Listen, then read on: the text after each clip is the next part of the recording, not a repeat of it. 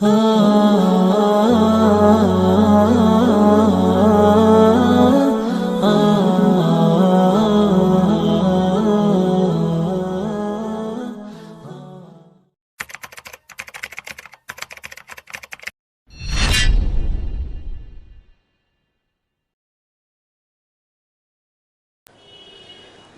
आप देख रहे हैं सफ़ा ऑनलाइन का ख़ास प्रोग्राम रूबरू,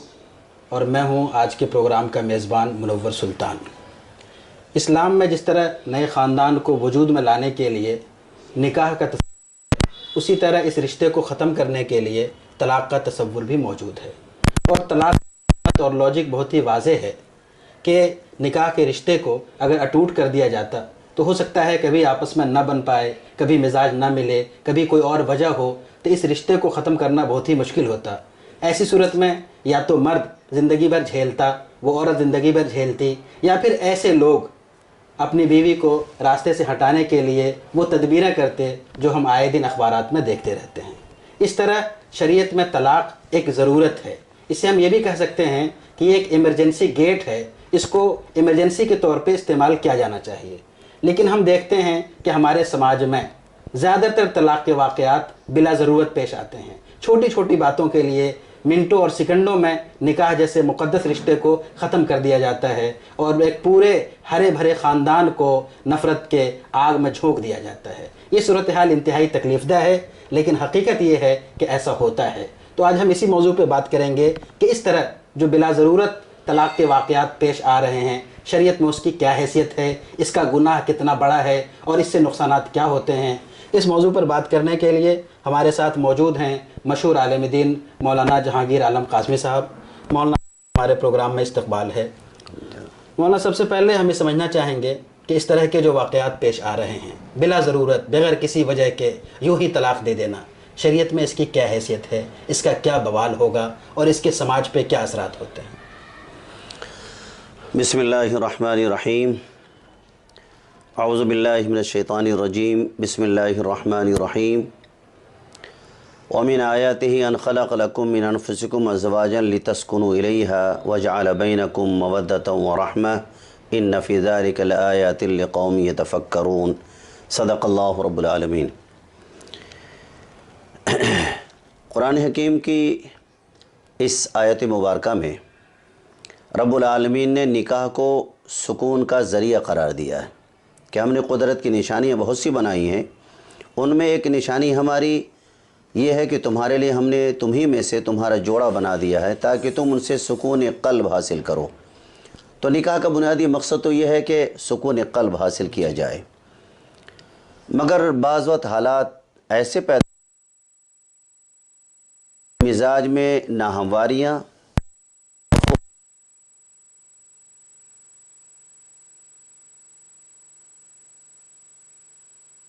जो सुकून है ये दरहम बरहम हो जाती है। कुछ तो मिजाजी इख्तलाफात हैं, वो तो इंसानी फितरत है, होते ही रहेंगे। लेकिन कुरान हकीम में निकाह को सुकून का ज़रिया करार दिया गया है।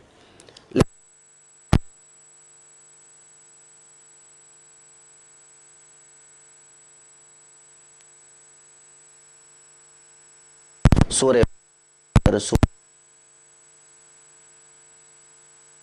बारे में अल्लाह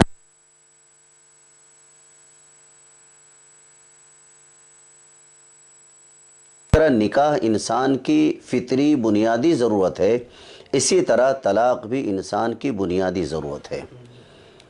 और जिन कौमों में तलाक़ का तसव्वुर नहीं है, बांध दिया तो बांध दिया, अब डोली वहीं से निकलेगी, जनाजा वहीं से निकलेगा, तो उन धर्मों को उठा के देख लें कि वहाँ पर सती की रस्म पाई जाती है,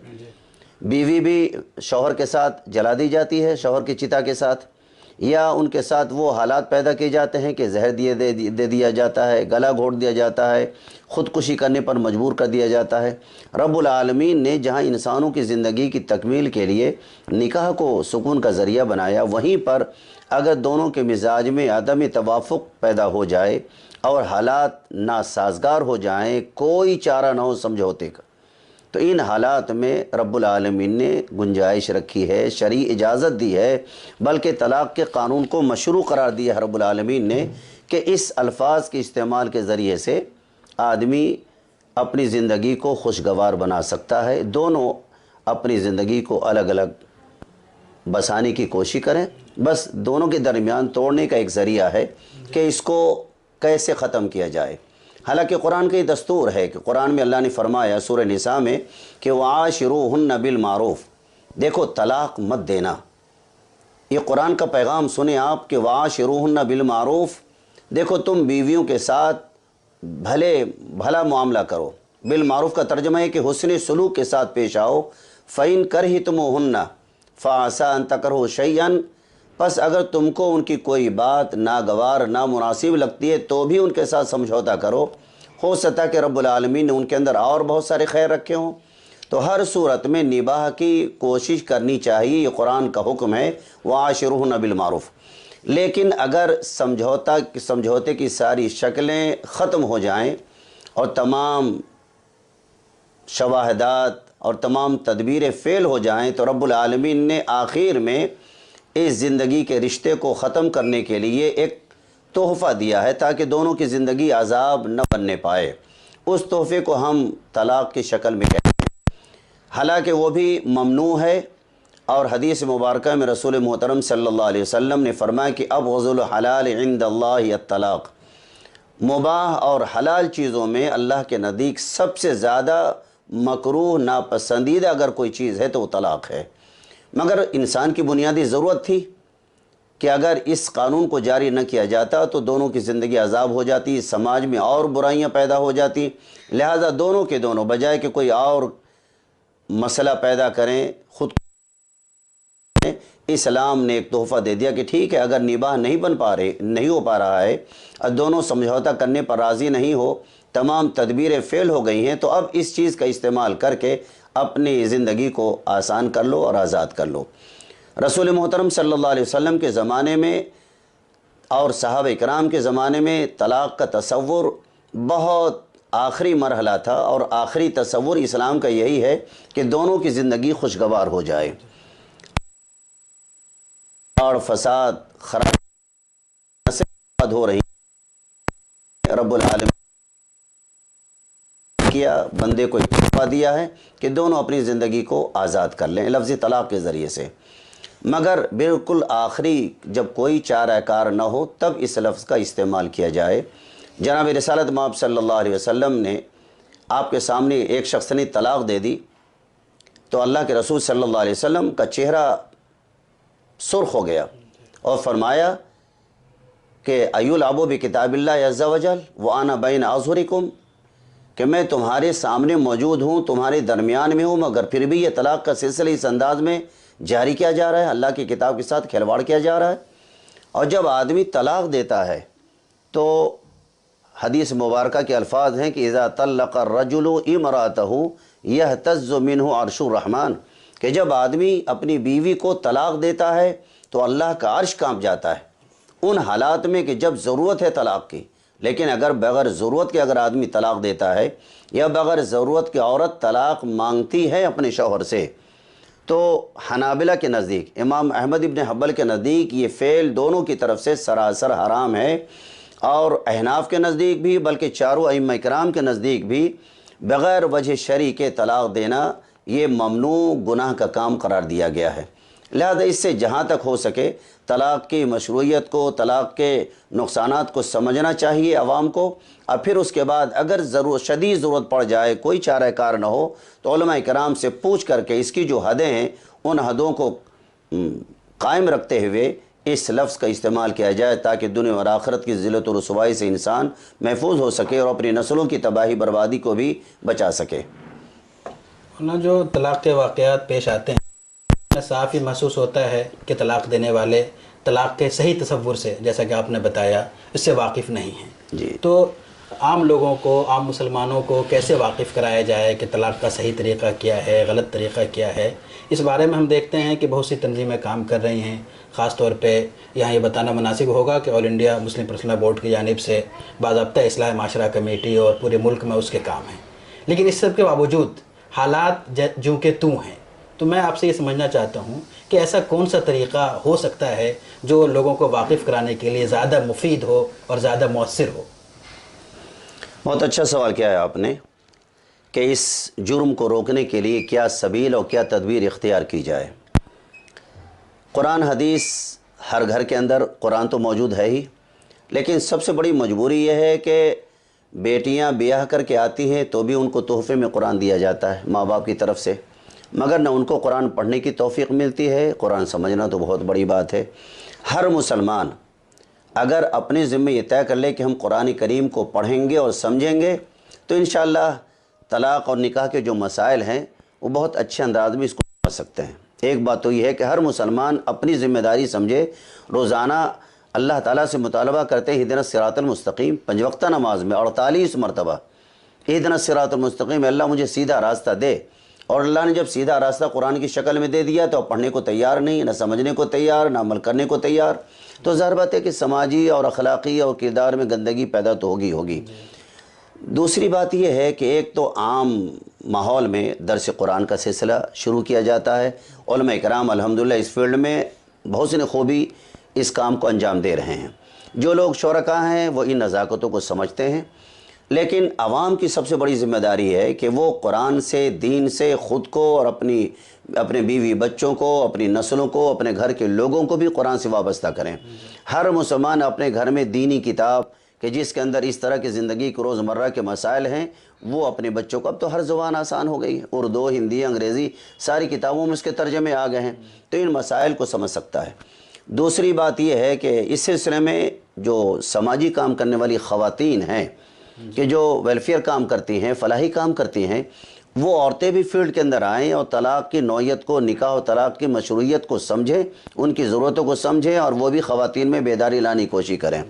ساتھ ساتھ جو ہمارے ائمہ کرام ہیں، علماء کرام ہیں، ان کی بھی ذمہ داری ہے کہ وہ جمعے کے خطبے میں ان عناوین کو اپنی گفتگو کا موضوع بنائیں۔ صرف تسبیح اور نماز اور روزہ اور زکوٰۃ انہی پہ بیان کرنا یہ زندگی کا مقصد اور دین کا بنیادی مقصد ہے ضرور، لیکن ساتھ ساتھ جس رہا ہو، خامیاں خرابیاں پیدا ہو رہی ہوں، نسل یہ بھی قرآن کا حکم ہے، اس حکم پر بھی تفصیلاً گفتگو ہونی چاہیے۔ ہمارے علماء کرام اور ائمہ کرام، خطبہ اعظام اس پہلو پر روشنی ڈالے، گفتگو کریں، ساتھ ساتھ درس قرآن کا چلن عام کریں۔ اور دوسرے جو سماجی کام کرنے والے، ویلفیئر کام کرنے والے مرد حضرات ہیں، ان کی بھی ذمہ داری ہے کہ اس سلسلے میں وہ جس طرح دیگر پروگرامز کرتے ہیں، کہیں پر چشمے بانٹ رہے ہیں، کہیں پر کپڑے بانٹ رہے ہیں، کمبل بانٹ رہے ہیں، کسی پر اور کوئی فلاحی کام کر رہے ہیں، عید کے ساتھ ساتھ کچھ ایسا لٹریچر اردو، ہندی، انگریزی میں تیار کیا جائے کہ ان کو فری تقسیم کیا جائے۔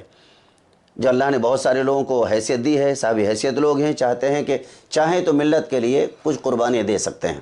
یا آپس میں تال میل کر کے آپس میں مشارکت کے ساتھ کچھ اس طرح کے فولڈر تقسیم کرائے جائیں۔ کچھ لوگ کر رہے ہیں لیکن وہ ناکافی ہے۔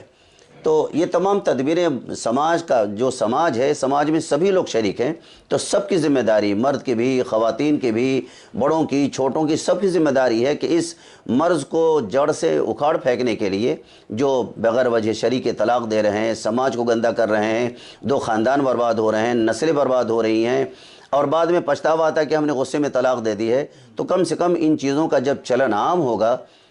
تو اس کے اوپر قابو پایا جا سکتا ہے۔ ایک چھوٹا سا سوال اور ہے، وہ یہ کہ گزشتہ سال all India Muslim personal law board کی جانب سے یہ اپیل آئی تھی کہ بلا ضرورت طلاق دینے والوں کا سماجی بائیکاٹ کیا جائے، تو کیا اس طرح کی تدبیریں اختیار کی جائے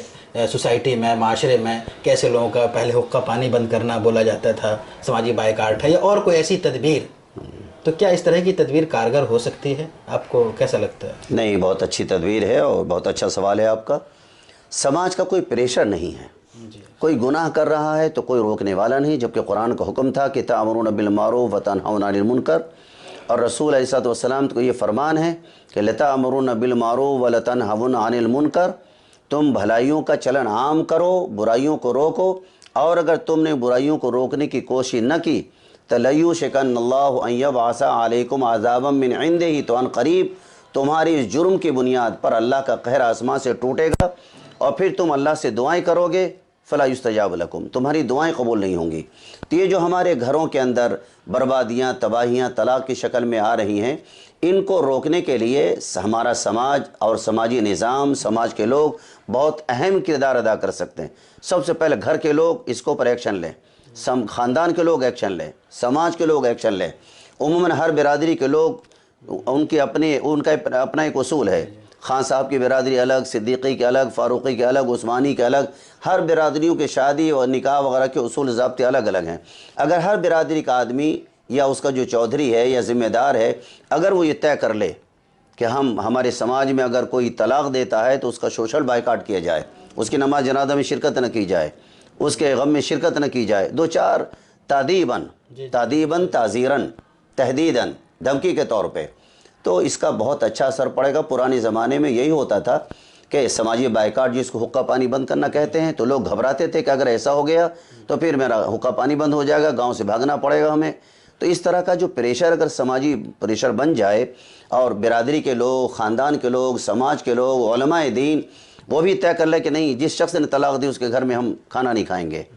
تو انشاءاللہ اگر یہ سارے کے سارے لوگ شریک ہو جائیں اس مرض کو دور کرنے کے لیے، تو مجھے اندازہ ہے اور یقین ہے کہ بہت ہی اچھا اثر پڑے گا اور طلاق کے اوپر قابو پایا جا سکتا ہے۔ بہت بہت شکریہ، جزاک اللہ۔ ناظرین، آپ دیکھ رہے تھے صفا آن لائن کا خاص پروگرام مذاکرہ، اور آج ہمارے ساتھ گفتگو کے لیے موجود تھے مشہور عالم دین مولانا جہانگیر عالم قاسمی صاحب۔ مولانا نے بہت ہی اہم نکات کی طرف اشارہ کیا، خاص طور پہ بلا ضرورت طلاق دینے کا گناہ کیا ہوتا ہے، اس کا بوال کیا پڑتا ہے۔ اسی طرح یہ جو ایک اہم مسئلہ ہے، پورے ملک میں مسلمان پریشان ہے اس مسئلے سے، اس کا تدارک کیسے ہو سکتا ہے، اور کس طرح سوشل بائیکاٹ کا اگر مزاج بنایا جائے اور علماء کرام اس سمت میں سوچیں تو اس پہ کیسے قابو پایا جا سکتا ہے، ان جیسے تمام موضوعات پہ آپ نے گفتگو سنی۔ اگر آپ کو ہمارا پروگرام اچھا لگتا ہے تو آپ ضرور سبسکرائب کیجئے، اپنے دوستوں کو بھیجئے، لائک کیجئے، شیئر کیجئے۔ بہت بہت شکریہ، جزاک اللہ۔ ویڈیو کے نیچے سبسکرائب کے بٹن پہ کلک کریں، بیل کے آئیکن پہ کلک کیجئے تاکہ ہر نئی ویڈیو کی نوٹیفیکیشن